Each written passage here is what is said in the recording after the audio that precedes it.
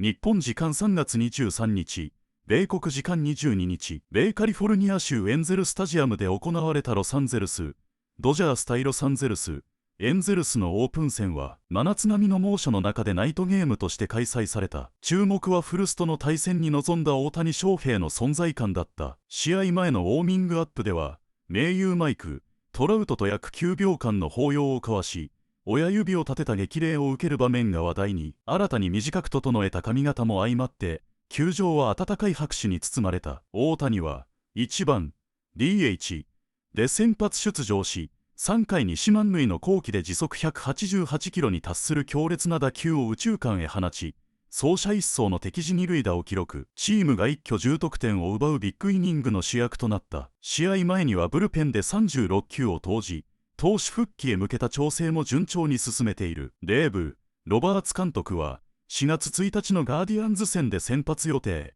と明言し、二刀流本格復活への青写真を示した。放送では解説陣の分析や試合後インタビュー、ハイライトが紹介され、開幕を前にした大谷とドジャースの期待感を一層高める一戦となった。Hi, John. Yeah, this afternoon we found out that Heson Kim was optioned to AAA OKC, which means that Alex Freeland is going to be on the opening day roster playing at second base. And Dave Roberts said that that was a very tough decision. Haesung had an excellent spring. Yes, he was away from the team for a couple weeks playing with Team Korea in the World Baseball Classic. But in the sample size in which he was there, he was batting .407, stealing bases, and getting things in which he was progressing really well. But with being optioned, Dave Roberts talked about that tough decision, but really talked about keeping Haesung Kim confident with going to OKC. It's a gut punch for sure. No one works harder than he does. You kind of encourage him, and you're proud that he went to the WC to play for his country, to represent his country.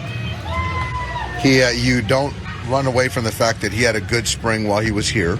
But I think that, again, the driver is him playing 6 days a week and logging a considerable number of at-bats, which you wouldn't get here, and the ability to kick all over the diamond. That was kind of the meeting, and that's regurgitated right here. What are the things you guys want to see out of him as he gets those everyday at-bats in AAA? The quality of the bat, the strike, the chase.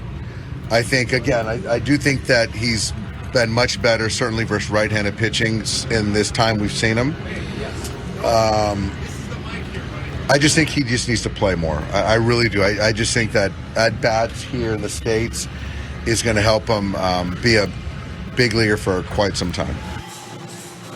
When Haesung Kim was away from the team in the World Baseball Classic, Dave Roberts talked about how he felt like his swing and the mechanics were a little bit out of whack once he got back. He was able to work with the hitting coaches and, of course, getting some of those results while in Arizona. But for right now, they just want him to continue working on that, making his mechanics more repeatable, really focusing on kind of that swing, but also being a utility player. So, of course, getting time at second base, also playing some short, and also getting some more reps in center field. He had a few outings during the Cactus League out in center. So that is the focus for him to just be out there every single day. That was a big key of that decision to have Alex Freeland over him. But they still want him to keep that confidence, keep working hard. And Dave Roberts did say very clearly they expect to see him relatively soon back with the big league club, guys. Dave Roberts admitting, though, it was a gut punch for Haesung Kim. Kirsten, thank you very much. And obviously, Adrian, you understand Haesung Kim being incredibly disappointed with this because he worked so hard in the offseason to make some swing changes, looked good early in the spring. So how do you keep him from becoming discouraged and going down to Oklahoma City and taking care of business? You know, it really comes down to Haesung Kim. It's how he takes it, because you can encourage him, you can tell him like, hey, work hard, you're gonna be right there, don't worry. And everybody can go up to him and tell him that. But really it comes down to him saying, you know what, this is an opportunity for me to play every day, and force their hand. Because, you know, what do they say? I mean, Jerry, you know, what do they say? If you don't like it, play better, right? Yeah. So force their hand, go out there, you know, hit 400 in AAA, steal a bunch of bases, put the bat on the ball, walk a little bit more, you know, do the things that they want you to do to make him be like, we have no other choice but to call him up, and then they're going to figure out who they got to send down at that point. We're all Dodger fans here. We always root for the Dodgers. But just talking about baseball players, and listen, I got players that I help out in college, minor leagues. When you're playing, and even Dodger players know that, when you're playing also There are 29 other teams out there. This is the big leagues. And you can do a Dodgers a favor. If you go out in there and you just light it up in AAA, something may happen. Like Adrian said, you may force a move, whether up at the big league level or down at AAA with a trade. The biggest thing is all on Kim. Go out there and just ball out. Do your thing. Play as good as you can play and force their hand either way, because there are a lot of other teams. We saw with Michael Busch. We love Michael Busch. He wasn't going to play in front of Freddie Freeman. I mean, that's just the nature of the beast. But the Dodgers did a great thing in trading Michael Busch to the Cubs. And guess what? We got some good young players in return. That's what it's about, making sure you play your best no matter where you're at. The Dodgers don't need a six-man starting rotation for the season opening homestand. So here are the 5 guys in order that Doc is going to go with. Yoshinobu Yamamoto gets the ball on opening day, posted a 2.75 ERA this spring, 14 strikeouts, only 1 walk. Emmett Sheehan will start Friday night against Arizona, has an ERA close to 6, been battling his command a little bit. We saw Tyler Glasnow's numbers earlier, really good strikeout rate. Roki Sasaki hasn't been as sharp as he would like this spring. He will start game 1 against the Guardians, the ERA 13.5, almost as many walks as strikeouts, and Shohei made just 1 spring start, but it was good, 4 2/3 scoreless innings. Now, Blake Snell's not going to be ready for at least another month. Jerry, what do you make of that group right there that we're seeing 1 through 5 that Dave Roberts is going to roll with to start the year? A lot of talent. You highlighted Sheehan. I know he was under the weather. He lost a lot of weight.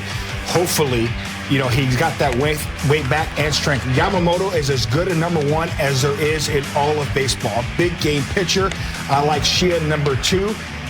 We know about Glasnow. We just touched on it, but it's good to have that young guy in between Glass and Yamamoto. I think Sheehan really has a good season. He continues to ascend. We know about the Big Show. I know he's the quote-unquote 6th starter, but it's all about making sure he gets in his routine. This is the wild card right here.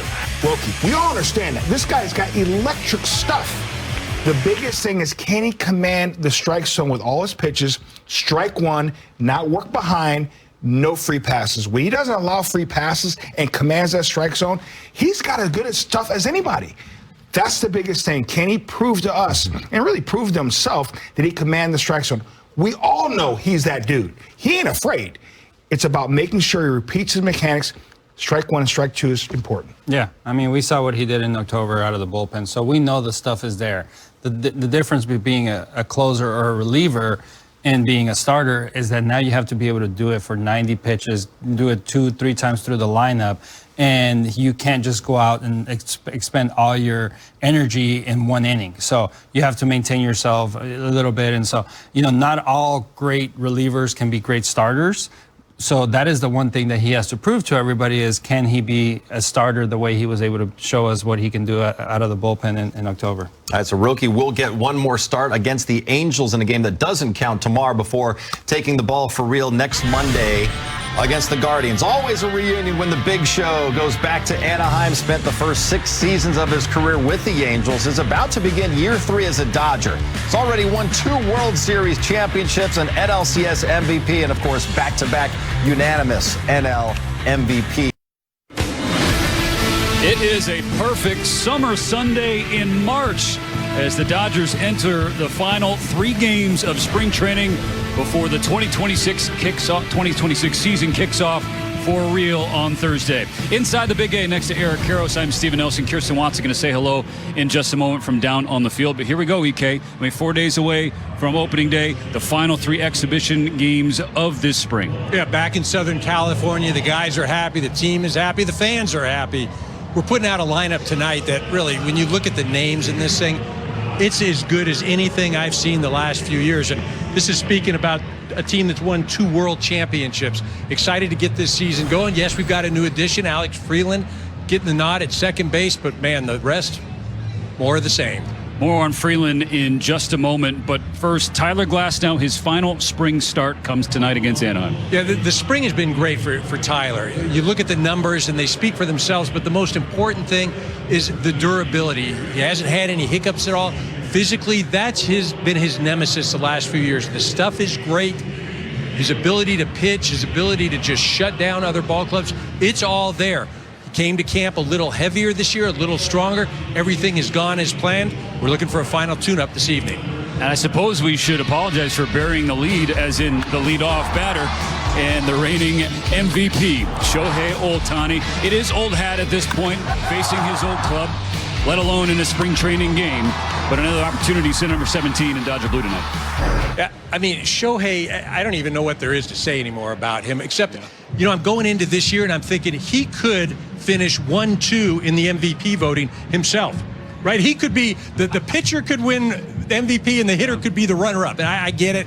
He can win it. I know there's not two things, so we don't need the text. But Shohei, I cannot wait to see him get going again. Actually, by all means, please feel free to text him. Right now, we're going to check in with Kirsten Watson. The news of the day, the Dodgers roster getting ready for opening day, Kirsten. Yeah, Stephen. Well, of course, the big question this spring was who was going to be at second base alongside Miguel Rojas, especially while Tommy Edman continues to recover from having ankle surgery this offseason. Today, we found out who it is. Hae-Sung Kim was optioned to OKC, the AAA team. So that means Alex Freeland is going to be breaking camp, making his first opening day roster. Dave Roberts said that it's going to be a true platoon situation for Miggy Rowe as well as Alex. So Alex is going to be facing righties playing at second base, and then we're going to see Miguel Rojas facing lefties. So Alex is in there tonight, batting ninth, but he is over the moon counting down the days to opening day, guys.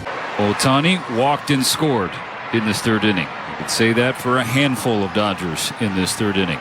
7 runs across. Any more? Scalded, right center field, down and all the way to the wall. Teo is in, Pages behind him, Freeland hustling home. Ohtani unloads the bases with the double. Double digits for the Dodgers, 10-1.